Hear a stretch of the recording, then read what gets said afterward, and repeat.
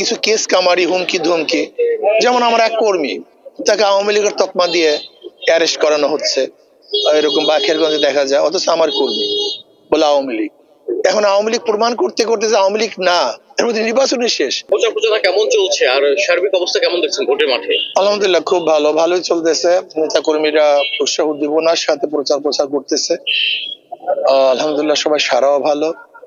আশা করি ইনশাআল্লাহ যদি লেভেল প্লেইং ফিল্ড থাকে, গ্রহণযোগ্য নির্বাচন হয়, কারচুপি না হয়, পেশি শক্তি ব্যবহার করা না হয়, কালো টাকা এবং কালো শক্তি ব্যবহার করা না হয়, তাহলে ইনশাআল্লাহ আশা করি পাবলিক যা বলতেছে হাত পাকা বিপুল ভোটে বিজয় অর্জন করবে ইনশাআল্লাহ। আপনার কি মনে হচ্ছে লেভেল প্লেইং ফিল্ড নেই এখন? এখন পর্যন্ত আমরা যা দেখতেছি কিছু কেস কামারি হুমকি ধমকি, যেমন আমার এক কর্মী, তাকে আওয়ামী লীগের তকমা দিয়ে অ্যারেস্ট করানো হচ্ছে, এরকম বাখেরগঞ্জে দেখা যায়, অথচ আমার কর্মী বলে আওয়ামী লীগ। এখন আওয়ামী লীগ প্রমাণ করতে করতে যে আওয়ামী লীগ না, এর মধ্যে নির্বাচনের শেষ। এক ওয়ার্ডে তো আসলে খুব ভালো কর্মী বেশি থাকে না, যারা খুব ভালো কর্মী এরকম কিছু থাকে, স্বল্প সংখ্যক থাকে। এরকম যদি কর্মীদেরকে দুই একটা অ্যারেস্ট করানো হয়, তাহলে আর কর্মীদের মনোবল ভেঙে যায়। এর জন্য আমি সিইসি কে বারবার, আমি প্রত্যেকটা সাক্ষাৎকারে এই কথা বলতেছি, সিইসি কে বলবো, যেহেতু প্রতীক ঘোষণা হয়ে গেছে, প্রচারণা চলতেছে, যারা ওয়ারেন্টেড আসামি না এবং যাদের প্রতি কেস নাই, এই কয়দিনের জন্য নতুন ভাবে আওয়ামী লীগের তকমা দিয়ে কাউকে আসলে অ্যারেস্ট করা, কেস দেয়া ঠিক হবে না। নির্বাচিত সরকার আসতেছে, তারাই তো তাদের ব্যাপারে ভালো ফয়সালা করতে পারবে যে কি করা যায়।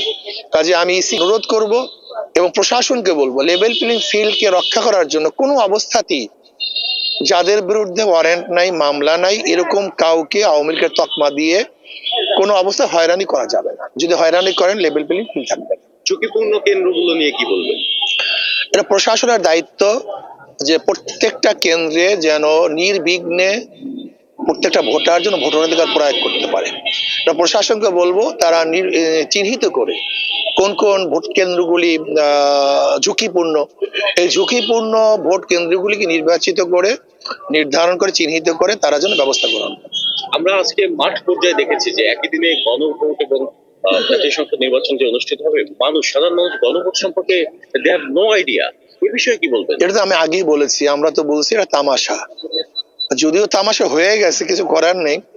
এই জন্য আমি সবাইকে বলবো যেন গণভোটে আমরা পক্ষে ভোট দিই।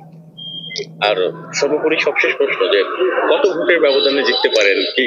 আমি তো আর জানি না, আসলে এটা বলার তো কোনো বলতে কেউ পারবে না, কিন্তু একটা অ্যাজাম্পশন, জনগণ অনেক সময় আবেগ আপ্লুত হয়ে বলে যে বর্তমান যে পরিস্থিতি তা দেখছে তারা, মাঠ পর্যায়ে আমাদের নেতা কর্মী এবং সাধারণ ভোটাররা যা বলতেছে, এবার হাত পাকে প্রায় 50,000-এর উপরে জনগণের বক্তব্য, এটা আমার বক্তব্য না। আমি জানি না, এটা নির্ধারণ করা কারোর দ্বারা সম্ভব না। জনগণ যে কথা বলছে সেই মেসেজটা দিচ্ছি যে আল্লাহ যদি কবুল করে এবার হাত পাকা কমপক্ষে 50,000 ভোট বেশি পেয়ে তারা নির্বাচিত। দুই আসনের পরিস্থিতি কেমন, মানে একই দেখছেন নাকি আলাদা আলাদা? আলহামদুলিল্লাহ আমি যা অবস্থা দেখতেছি যে খুবই ভালো, পাশের অবস্থা খুবই ভালো, ছয়ের অবস্থাও ভালো। আমি আশা করি ইনশাআল্লাহ যে অবস্থা দেখতেছি, আমি বিগত দিনে বারবার নির্বাচন অংশগ্রহণ করেছি, এত সারা আমি কখনো পাইনি। এবং খাস করে বরিশাল 5-এর অবস্থা এরকম যে এখানে কম্পিটিশন আসবে সরোয়ার ভাই, আর সরোয়ার ভাইয়ের অবস্থা তো আমরা সবাই জানি। পাবলিক যেটা বলতেছে, সরোয়ার ভাইকে বারবার দেখেছে, নতুন ভাবে তাকে দেখার কিছু নাই। এবং সে জুয়ান বয়সে যখন তার ফিটনেস ছিল, কর্মদক্ষতা ছিল, তখন কি করেছে সবাই জানে। এখন তো তার স্পৃহাও নাই, সেই শরীরে ফিটনেসও নাই, এখন সে কি করবে এটা মানুষের প্রশ্ন। এর জন্য অনেকেই মনে করে এবং যারা বিএনপিও করে, এরকম অনেকেই বলেছে হুজুর দল করি মানুষের সেবার জন্য, খেদমতের জন্য, জনকল্যাণের জন্য। যদি জনকল্যাণ আপনার মাধ্যমে হয়, সমস্যা কি? দরকার তো জনকল্যাণ। এর জন্য আমি বিশ্বাস করি মানুষ যেভাবে আমাকে আশ্বস্ত করেছে, যেভাবে মানুষ সারা দেখতেছি, যে ইনশাল্লাহ মিনিমাম কমপক্ষে জনগণ বলতেছে এবছর বরিশাল 5 আসনে হাত পাকা 50,000 উপরে বেশি ভোট পেয়ে তার বিজয় অর্জন করবে ইনশাআল্লাহ। এবং 6-এর একই অবস্থা।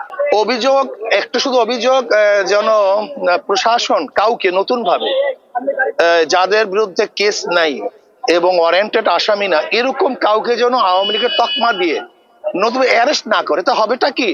আমার একজন কর্মী, সবই তো দেখেন সাধারণ কর্মী, একজনকে বলে সে আওয়ামী লীগ, ভালো একজন কর্মী। এখন এই আওয়ামী লীগ না এটা প্রমাণ করতে করতে এই নির্বাচন শেষ। যে হচ্ছে এখন সিইসি দেশের এখন সবচেয়ে বেশি কার্যকারী ভূমিকা রাখবেন, এর জন্য আমি সিইসি কে বলবো মাত্র কয়েকটা দিন নতুন ভাবে কোনো কেস না হয়, যারা অপরাধী না, কোন দলের তকমা দিয়ে কাউকে কেসে না দেয়া হয়, এবং যারা অনেকের আসামি না তাদেরকে অ্যারেস্ট না করা হয়। সবাই যেন নিরিবিলি ভাবে লেভেল প্লেইং ফিল্ড যেটাকে বলা হয়, সবার জন্য সমান ভাবে যেন সবাই নির্বাচন কাজ করতে পারে, সেই ব্যবস্থা গ্রহণ করার জন্য ইসি কে এটা অনুরোধ করি।